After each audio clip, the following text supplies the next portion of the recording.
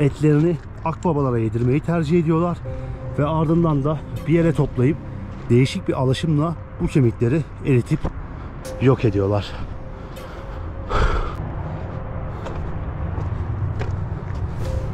Bugün bile çıkmanın bu kadar zorlayıcı olduğu yerde bu insanlar yaşamışlar ve ibadetlerini gerçekleştirmişler.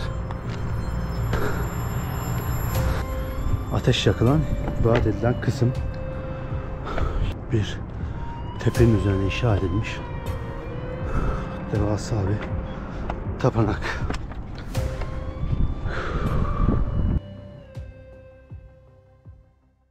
Herkese yeni bir videodan selamlar. Şöyle ışığa doğru geleyim. İran'da İsfahan şehrindeyim şu anda. Burada yerel bir Couchsurfing evinde konaklıyorum. Couchsurfing nedir derseniz, dünyayı gezerken bedava konaklama imkanı sağlayan bir uygulama size. Referans usulü çalışıyor ve sizin gibi gezginlerin ya da gezme aşkı olan insanların evlerinde kalıyorsunuz. Burada böyle bir evde kaldım. Şurada yer yatağı atmıştım kendime. Benim çantalar burada. Mutfağımız burası. Böyle açık bir mutfak. Evin sahibi de anahtarı bana bıraktı gitti. Böyle kendi evim varmış gibi sanki İran'da takılıyorum. Saat öğlen 2'ye doğru geliyor. Artık daha anca dışarı çıkacağım. Çünkü biraz üşütmüşüm. Böyle 2-3 gündür burnum tıkalı, baş ağrısı, halsizlik falan çok fazla var. Ama biraz toparlandım galiba. Bilmiyorum. Çıkalım. Şöyle İsfahan şehrini keşfedelim istiyorum. Burası İran'ın en güzel şehirlerinden bir tanesi. Hatta birçok kişiye göre İran'ın en güzel şehri. Fazla uzatmaya gerek yok. Haydi videomuza geçelim ve İran İsfahan macerası başlasın. Şimdi şehir merkezine gitmek için metroya geldim. Bakar mısınız nasıl yapmışlar metroyu? İsfahan şehri de aynı Yezid'de olduğu gibi çölün ortasında kurulmuş bir şehir zamanında. Bir anda çölün ortasında bir medeniyet getiriyorlar adeta. Ancak sıcaklık olayı tabii ki değişmiyor. Sürekli hava güneşli ve sıcak. Bugün de 30 dereceye aşkın bir hava sıcaklığı var. O yüzden şehirde her yerde böyle gölgelik alanlar oluşturmaya çalışmışlar. Çünkü öbür türlü güneşin altında yürümeniz mümkün değil. Konuşurken bile nefes nefese kaldım sıcaktan.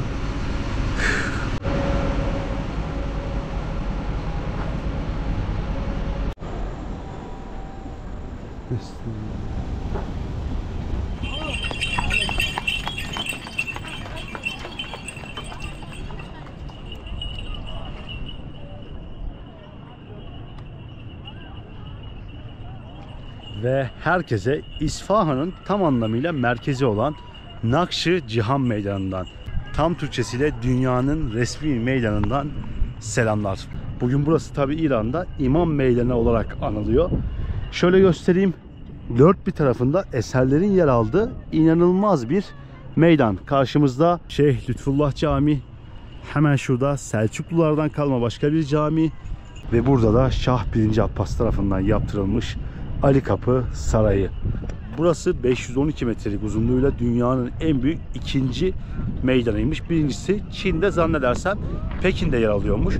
1598 yılında Şah Abbas ülkenin başkentini buraya taşımaya karar veriyor. O zamanlar normalde ülkenin başkenti Kazvin şehriymiş. İsfahan'da bir anda böyle kapsamlı çalışmalar yapılıyor ve çölün ortasında yer alan bu kurak şehre nehirler, sular getiriliyor. Bir anda burada çölün ortasında bir vaha yaratılmaya çalışılıyor.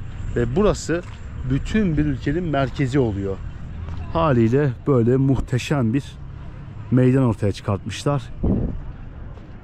Devletin ihtişamını tam anlamıyla gösteren, belli eden bir yer. Bugün İsfahan şehrinde çok net bir şekilde merkez olmuş bu meydan.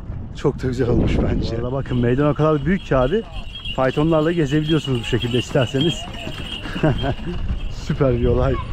Şimdi önümüzde Şeyh Lütfullah Camisi var. Bu cami yalnızca Şah'a ve onun ailesine hizmet veren bir camiymiş. Yani öyle halka açık bir cami değilmiş. Dışarısını, o çinileri, desenleri görüyorsunuz. Ne kadar özel bir cami olduğu çok net bir şekilde belli oluyor. 1602 yılında zannedersem inşası da başlanmış bu caminin ve 1619 yılında tamamlanmış. Çinli desenleriyle turistler için de bayağı böyle ilgi çeken bir nokta. Hemen şurada aynı şekilde bir cami daha yer alıyor. Hatta biraz yorucu olacak ama o caminin de bir önüne gidelim. O camiyi de göstermek istiyorum. Çünkü çok özel bir hikayesi var. Döneminde Safavilerin ihtişamını göstermek için yapılmış en özel yapılardan bir tanesi olarak biliniyor. Ve işte burası Mescid-i Şah, yani mescitlerin şahı, mescitlerin en iyisi anlamına geliyor. Yapımında 18 milyon tuğla, 475 bin çini kullanılmış. Dönemin şartlarına bakarsak inanılmaz bir mescit, cami. Ancak 1629'da yapımının bitmesine aylar kala burayı inşa ettiren şah vefat ediyor ve buranın bittiğini göremiyor. Son halini aslında bir türlü göremiyor. Şu ince işçilik, duvarlar vesaire muazzam gözüküyor. Muazzam bir cami. İçerisi de gerçekten çok harika gözüküyor. Şöyle kapıdan baktım ama şöyle bir sorun var. 20 dolar buranın giriş ücreti var. 20 dolar şurada görmüş olduğunuz sarayın giriş ücreti var. Bir de buranın giriş ücreti var. Hiç sormadım bile. Yani buradaki bütün kompleksleri gezeyim deseniz kafadan 60 ila 70 dolar para vermeniz gerekiyor. Ve öyle bir şey ki İran'da dilediğiniz zaman para çekemiyorsunuz dostlar. Kara borsa olayı olduğu için burada nakit taşımanız gerekiyor sürekli olarak. Banka kartlarımız da zaten çalışmıyor. Şimdi benim de para bozdurmam gerekiyor ve dün böyle dön dolaş zar zor Türkiye'de hesabı olan bir kişiyi buldum ve ona para gönderip yine kara borsa kuruna yakın bir kurdan çevireceğim. Ama şu anda yeterli nakdim olmadığı için giremiyorum buralara. Bir girmeyi gezmeyi isterdim aslında bu camilere ama daha sonra artık. Neyse dostlar, İsfahan şehrinin en meşhur noktası, en bilinen, en güzel noktası böyle bir yerdi. Haydi kaldığımız yerden buraları keşfetmeye devam edelim. Ve şimdi İran'da bir klasiktir kapalı çarşılar. Burada caminin yanında bir kapalı çarşı varmış. Gördüm, bir gireyim dedim. Yine böyle tarihi bir nokta. Bakın galiba burada safran koymuşlar şu şekilde. Is that safran? Okay. Okay. Where from? Türkiye. Turkey. Which city of Turkey? Ya İstanbul. Istanbul. So you support Galatasaray? Galatasaray is my team. Yeah. Or Icardi. Icardi. Yeah. Safran. Nino, Icardi, Angeli- Torreira. Today is a Yeah. game day. With Galatasaray, Kopenhag. Copenhagen. Yeah, In the Copenhagen. Europa League. Oh, in the Champions League. Yeah, in the Champions League. In Yes, the Champions League. Wednesday, Today, Wednesday. 9 p.m. I think. In the 8, around 8. 8, around 8. In Iran, What's this? saffron tea, yeah. Deneyelim. Chai saffron. You're recording Safran video? çaymış. Yeah, TV or for I yourself? have a YouTube channel. Really? Yeah, I'm Okay. traveling and recording. Give me your address, I will check it. Yeah, of course. Subscribe your channel, okay? Abi şöyle çok Interesting güzel bir saffron? tadı var. Sorry? Do you interesting in saffron? Oh, I was just okay, like just entering. Yeah, recording just. Çok güzel gözüküyor abi. Safran böyle sarı bir renk veriyor. Yemeklere de böyle bir tat veriyor. Hoşuma gitti. But that's interesting. Saffron is red, but the color is yellow No, in the because tea.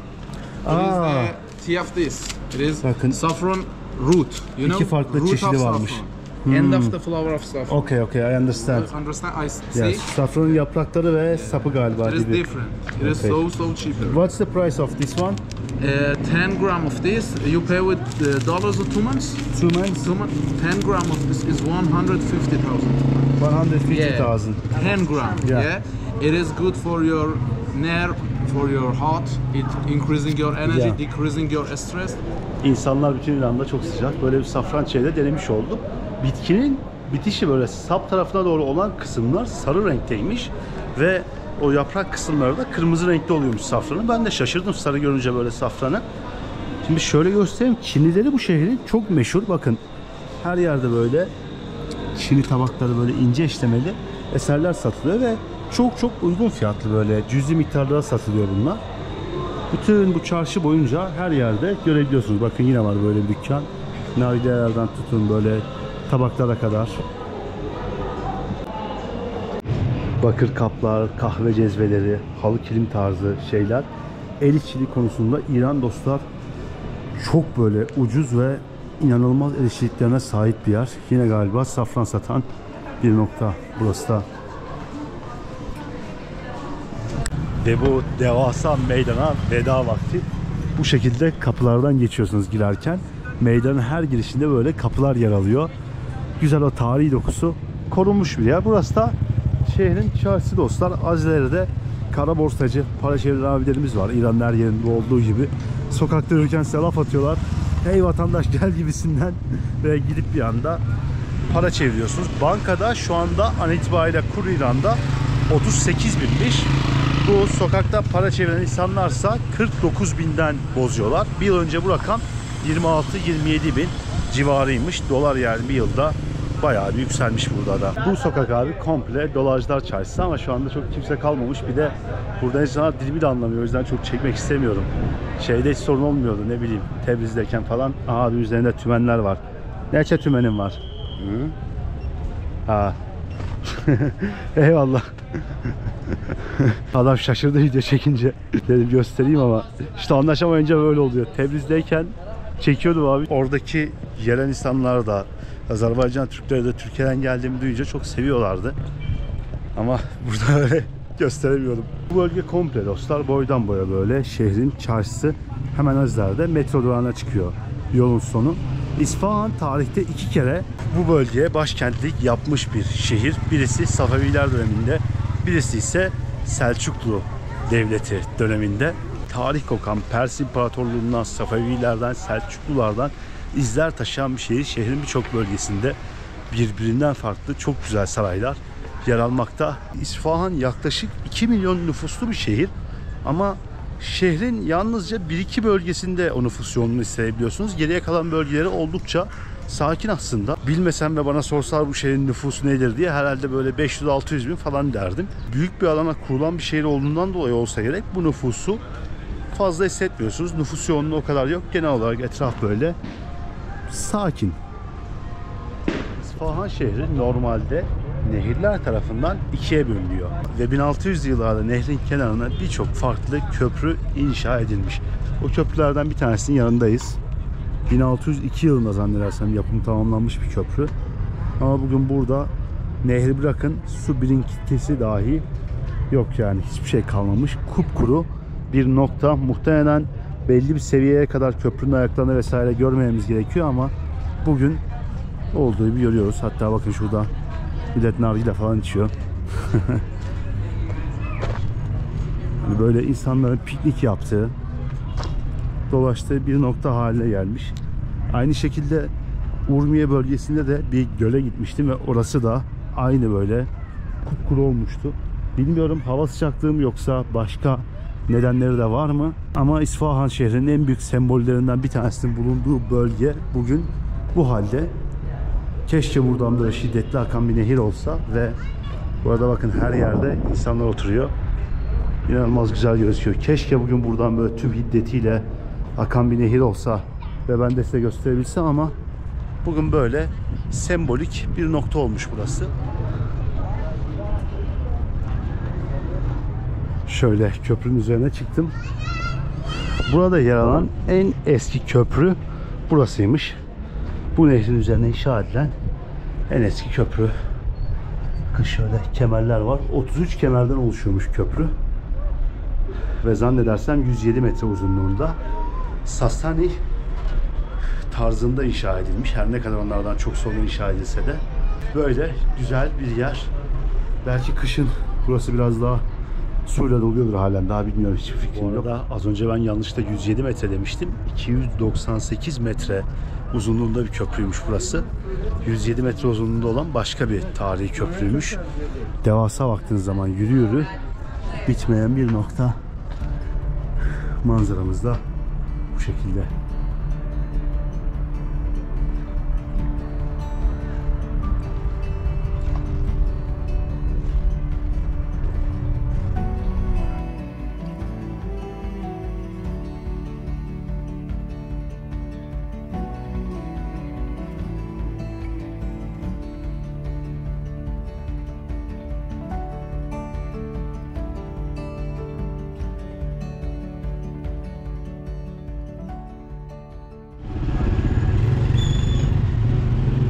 Şehrin galiba en yoğun olduğu saatler.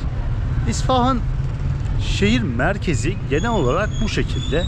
Saraylar, camiler, böyle çok güzel yerler var ziyaret edilebilecek. Ancak hepsi ücretli. Zaten daha önce de bahsetmiştim. İran'da neredeyse tüm camiler aynı zamanda müze olarak kullanılıyor. Turistseniz camiye girmek için para ödemek zorundasın. En azından böyle güzel olan, o turistik olan camilere girmek için.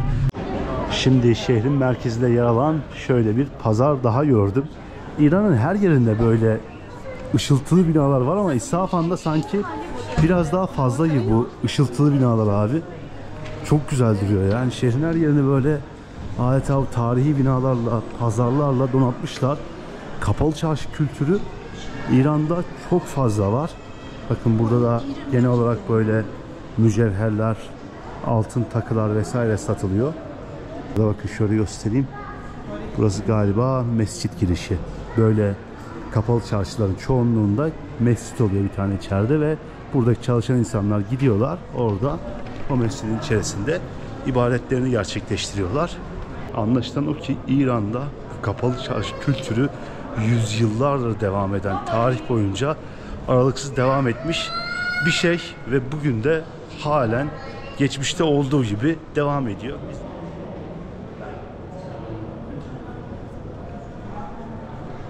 Bu arada eczaneye geldim. Şu arkamda görmüş olduğunuz yer. Şu çok doluydu. Ben şuna girdim. Şöyle bir grip ilacı aldım az önce. 15 tümen verdim. Yani ne yapıyor? 8 TL gibi bir şey yapıyor zannedersem. 7-8 TL gibi bir şey. Oldukça uygun. Direkt böyle tekli olarak satıyorlar ilaçları. Aklınızda bulunsun, eğer İran'a gelip de hasta olursanız benim gibi 40 derece sıcakta böyle eczanelerden gelip tekli ya da şerit olarak ilaç alabilirsiniz.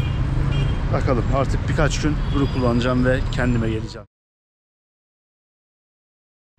Ve herkese bir sonraki günden selamlar arkadaşlar. Nasılsınız?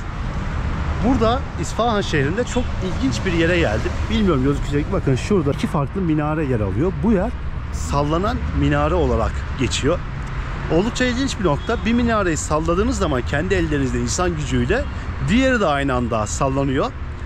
Ne amaçla yapıldığı tam olarak bilinmiyor. Kimisi diyor ki depreme göre yapmışlar. Kimisi diyor ki dikkat çekmek için yapmışlar. Tam net bir şey bulamadım internette ama deprem tehlikesine karşı yapılmış olma ihtimali oldukça yüksek tabii ki. 1316 yılında inşa edilen bir türbeye ek olarak yapılmış bu minareler. Şimdi içeri gireceğim. Galiba 100.000 tümen, yani 2 dolar gibi bir ücreti var. Her 1,5 saatte bir bu minareleri sallıyorlarmış. Önceden aslında gelen turistlerin de minareleri sallamasına izin veriyorlarmış ama şimdi insanlar bayağı böyle abarttığı için ve zarar verdiği için yapıyor, müsaade etmiyorlar. Yalnızca burada duran, bu yapıya dikkat eden insanlar sallayabiliyor. Göreceğiz bakalım. İlginç bir şey. Sallanan minare olarak geçiyor buranın Türkçesi. İçeri gireceğim. Muhtemelen bir yarım saat sonra falan sallayacaklar ama çok kişi olursa daha erken de sallayabiliyorlarmış minareleri. 100.000 tümen giriş ücreti var. Hemen bilet alacağım ve içeri geçip beklemeye başlayacağım. Evet, 100.000 tümenimizi ödedik ve içeri girdik. Bu arada yine para çevirmek zorunda kaldım ben bugün ve para çevirdiğim adam buraya kadar getirdi. Sağ olsun. Dünyada insanlar çok misafirperver ve her türlü yardımcı oluyorlar size. Adam önce arabayla geldi, parayı çevirdi, sonra buraya kadar getirdi. Şöyle bir yapı, yani yalnızca minare ve alt kısmı da türbe. Önemli bir zatın yattığı. Her 1,5 saatte bir sallıyorlar. Önceden namaz vakitlerinde sallıyorlarmış. Şimdi bayağı turistik olmuş. Bakalım nasıl bir şey olacak, göreceğiz birazdan. Yarım saat 40 dakikalık bekleyişin ardından abi sonunda vakit geldi. Bekliyoruz birisi gelsin sallasın diye. Bilmiyorum ya, bu kadar beklemeye değecek bir yer değil sanki ama ilginç.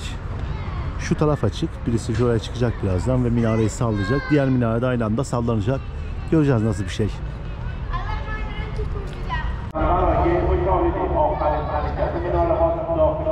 Galiba sonunda bir şeyler oluyor. Tam 1 saat oldu şu anda. Normalde yarım saat 45 dakika sonra sallamalar gerekiyordu. Bekliyoruz hala. Heyecanda 100 kişi var en az.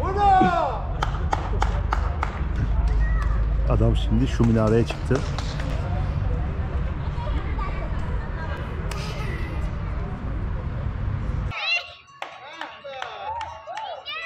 Evet.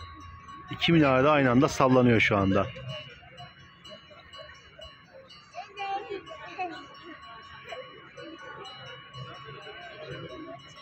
Şu minare çok net bir şekilde sallanıyor. Diğeri ise böyle daha hafif bir şekilde sallanıyor. Ama kamerada çok belli olmuyor.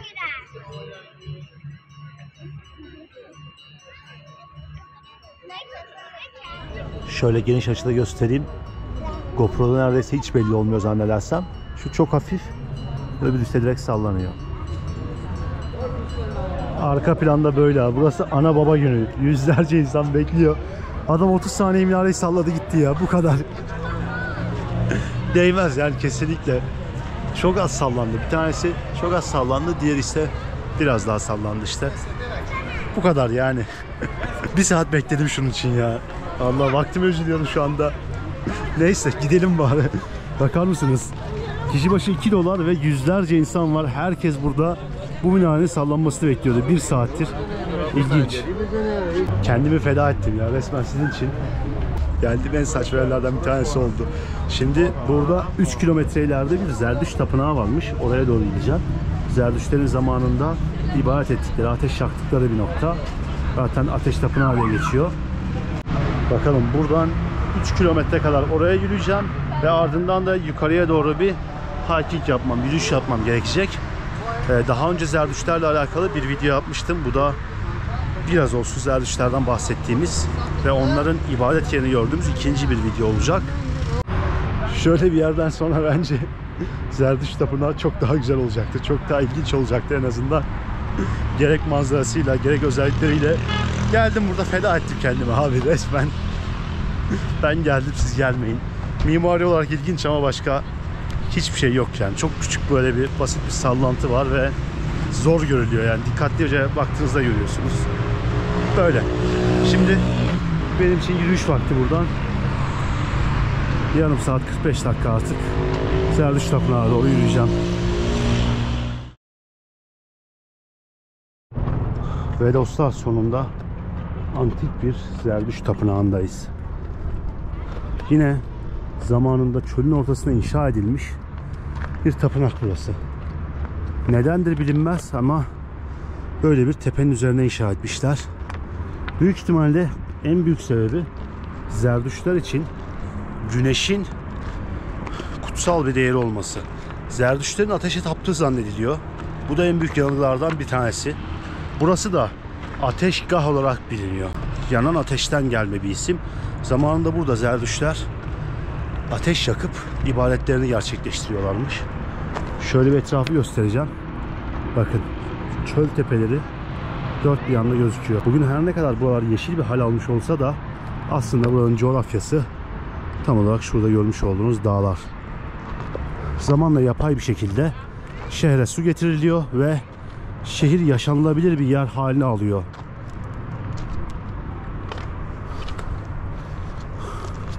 Ancak bundan yüzlerce yıl önce Zerdüştler buralarda yaşarken, ibadetlerini gerçekleştirirken burası tam anlamıyla kurak bir çöl. Bugün dahi çıkmanın zor olduğu bu tepelere çıkıp tapınaklar inşa edip ibadetlerini gerçekleştiriyorlar. 3500 yıllık tarihiyle Zerdüştlük dünyanın en eski tek tanrılı dini olarak biliniyor.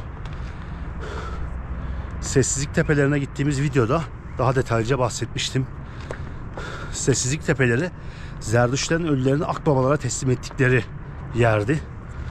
Kutsal elementlere inandıkları için Zerdüştler, yani hava, su, ateş, toprak hepsinin kutsal olduğuna inandıkları için insanın bu elementleri kirletebileceğini düşünüyorlar. Bu yüzden kesinlikle ve kesinlikle ölülerini toprağa gömmüyorlar.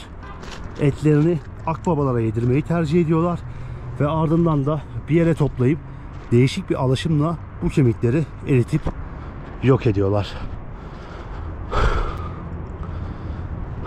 Bakalım.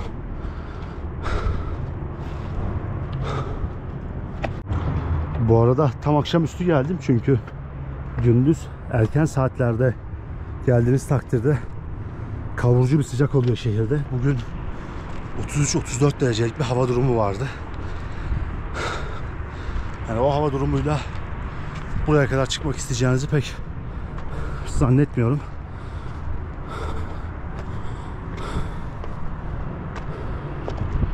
Bakın şehir çok çok daha net bir şekilde gözükmeye başladı.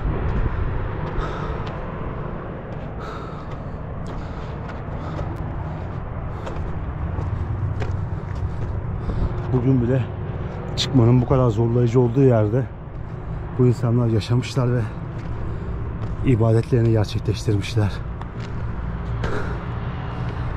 Bakın şu aşağıyı göstereyim. Halen daha kerpiçten yapılma duvarlar var her yerde. Muhtemelen burada zamanında İran'ın Yezd şehrinde olduğu gibi her yerde kerpiçten yapılma tarihi evler vardı ve zamanla yerini beton binalara bıraktı. Düşüyordum bu arada. Sonunda neredeyse en tepeye kadar geldim. Biraz dinlendim, oyalandım burada. Şöyle göstereyim, bakın karşıdaki çöl tepeleri çok net bir şekilde belli olmaya başladı. İnanılmaz yüksek bir noktaya yapılmış bir yer.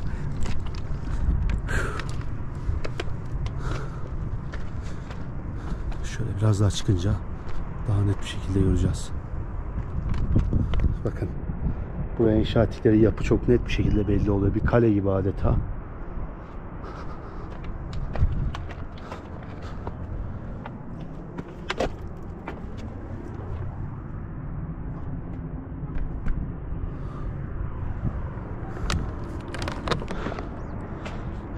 Bir tepenin üzerine inşa edilmiş devasa bir tapınak.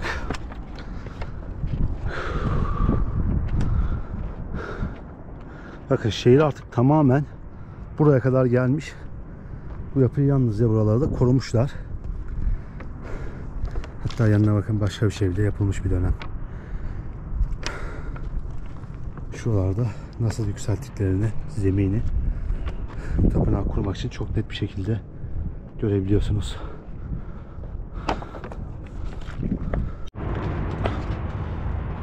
Ve bu nokta dostlar zannedersem ateş yakılan, ibadet edilen kısım. Yine tamamen kerpiçten yapılma bir yer. Bugün biraz burası böyle kendi haline bırakılmış, terk edilmiş bir nokta. Ne kadar turistik olsa da pek böyle önem verilmeyen bir yer. Zaten çok net bir şekilde gözüküyor yapının neredeyse tamamen kaybolduğu. Güneşi gördüğünüz gibi tam karşıdan gören bir nokta. Zerdüştler için inançlarında güneşin ne kadar kutsal olduğunu düşünürsek buranın da önemini çok net bir şekilde anlayabiliriz diye düşünüyorum. Zerdüştlükte ahiret inancı var. Şeytan ve melek benzeri inançlar var.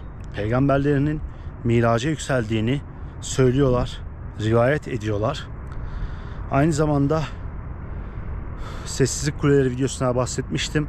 Zerdüşt peygamberin annesinin bir ışık hüzmesi vasıtasıyla bakireyken hamile kaldığını ve Zerdüşt'ün bu şekilde dünyaya geldiğini dahi rivayet ediyorlar.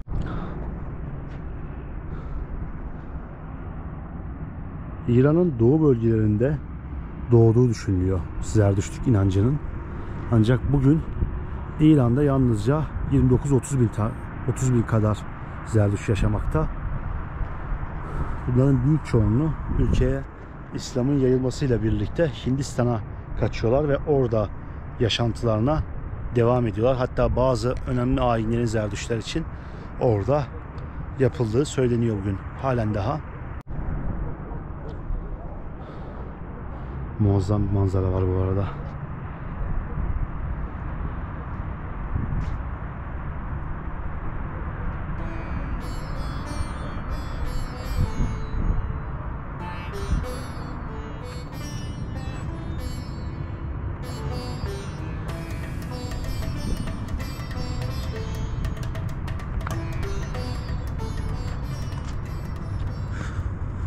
Mükemmel abi manzara.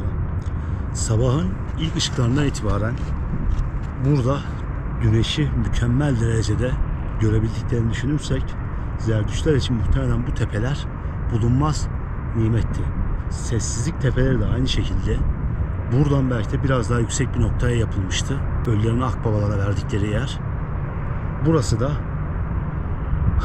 yine yerden epeyce yüksek bir noktaya yapılmış. Zerdüştler günde 5 defa ibadet ediyorlar.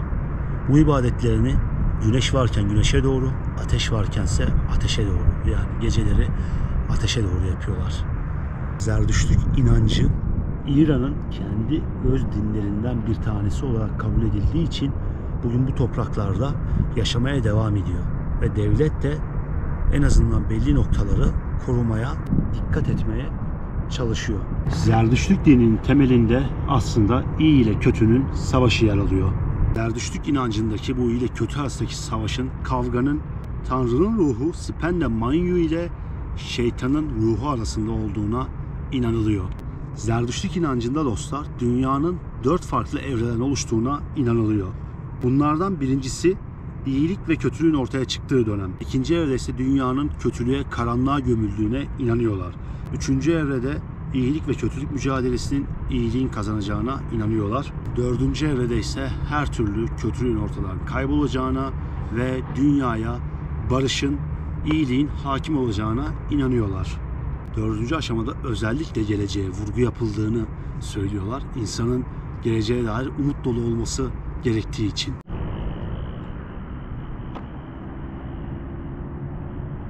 Muhteşem manzara var.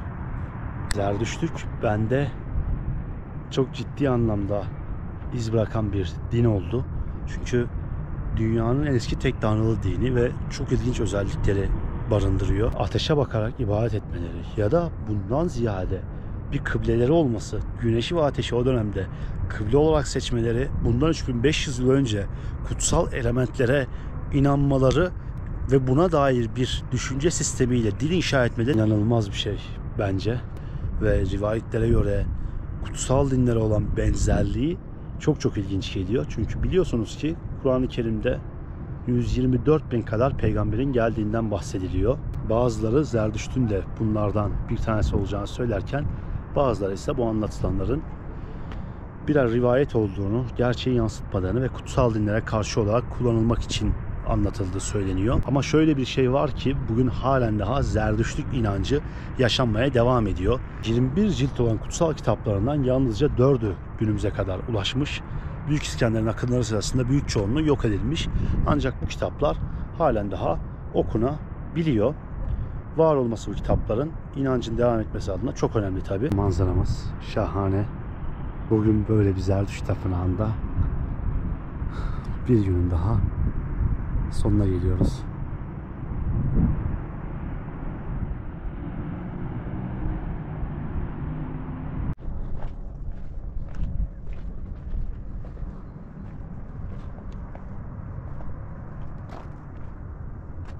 Kutsal Zerdüşt Tapınağı'nın iç kısımları bu arada. Bugüne kadar korunmuş olan kalıntılar.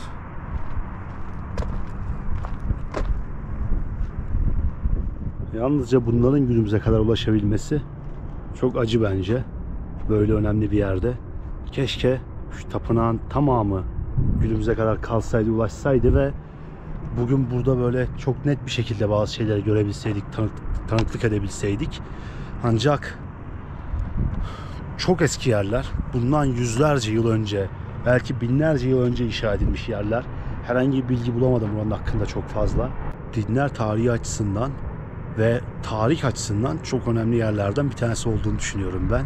3500 yıllık antik bir inanca ev sahipliği yapan tam anlamıyla antik bir ibadethane. Biraz zor bir nokta ama çocuklar bile çıkıyor, görüyorsunuz. Çıkıyorlar, iniyorlar. Çok böyle aşırı zorlayıcı bir yerde değil yani. Benim için burada olmak çok keyifliydi. İsfahan şehrini biraz olsun size göstermeye ve şehrin önemli noktalarına gelmeye çalıştım. Dilim döndüğünce size biraz daha Zerdüştlük inancını ve bu tapınakların önemini anlatmaya çalıştım. İsfahan şehrinde olabildiğince gezmeye, görmeye çalıştık. Umarım videoyu izlerken fazlasıyla keyif almışsınızdır dostlar. Sizleri çok seviyorum. Videoyu beğenerek beni daha çok motive edebilirsiniz. Kanalıma abone olmayan varsa abone olabilir. Zili açabilir, ne bileyim, bir yorum atabilir, bir şey yapabilir. Çok iyi olur. Bu içerikler hazırlarken çok emek veriyorum. 2 güne yayılan bir video oldu ve güzel, keyifli bir video çıkartmak için elimden geleni yaptım. Umarım çok keyif almışsınızdır izlerken. Bir sonraki videoda birbirinden ilginç yerlerde görüşmek üzere. Kendinize çok iyi bakın.